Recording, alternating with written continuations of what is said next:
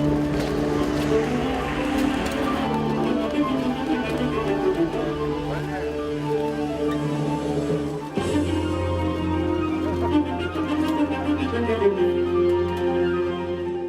если брать по итогам работы за 2014 год, конечно, здесь рост преступлений значительный. Поэтому и было принято решение с учетом уже оперативной обстановки по городу Якутску, так как у нас 4 отдела, вот принято решение строить вот именно здесь. Я считаю, что это повлияет положительно, потому что все-таки здесь будут находиться и участковые уполномоченные полиции, и оперативные сотрудники с уголовного розыска, также инспектор по делам несовершеннолетних. Ну и, естественно, в системе единой дислокации нарядов, которые заступают на охрану общественного порядка, естественно, они будут заезжать сюда, тоже смотреть по обстановке, по поступающим заявлениям и тоже будут своевременно реагировать по обслуживанию вызовов, поступающих от граждан.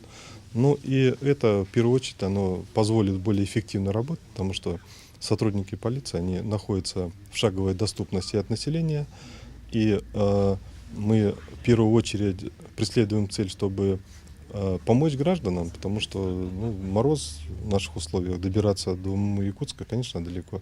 А так здесь рядом, здесь участковый может всегда принять заявление, своевременно выехать на вызов, отреагировать, пресечь хулиганские или другие противоправные действия. Поэтому это, я считаю, что, конечно, обеспечит в плане и реагирования на совершаемые административные нарушения, также и преступления. Даже если совершилось тяжкое преступление, вот отрабатывать, вести перехват уже проще. Здесь вот прекрасное здание построено, теплые гаражи, транспорт всегда находится. Это экономия ГСМ.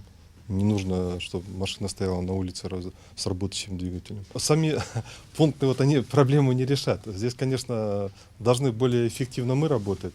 Но на сегодняшний день мы проанализируем. Я думаю, что еще порядка 3 нужно строить по городу. Вот именно, я думаю, что здесь руководитель МУ Якутска проанализирует. И с учетом совершаемых преступлений, мы, естественно, в тех местах, где они на сегодня необходимы в первую очередь, это будем взаимодействовать и решать вопросы. За доблесть, честь и благородство, за мужество и гуманизм орденом за мужество и гуманизм первой степени награждается глава городского округа город Якутск Айсен Сергеевич Николаев.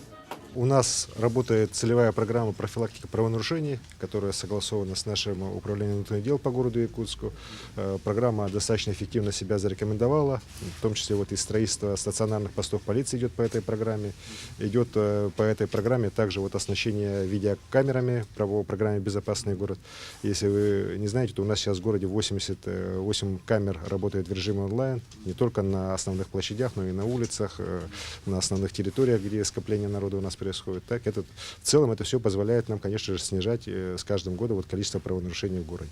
Но вот строительство этих постов, как Владимир Николаевич абсолютно правильно сказал, оно позволяет нам локально решать проблемы. В этом году в прошлом году, точнее, летом мы ввели пост полиции в 17-м квартале, и сразу же мы видим, что вот по итогам уже полугодия там пошел уже спад именно правонарушений в непосредственной близости от данного поста. Я уверен, что и здесь в Сайсарах будет то же самое.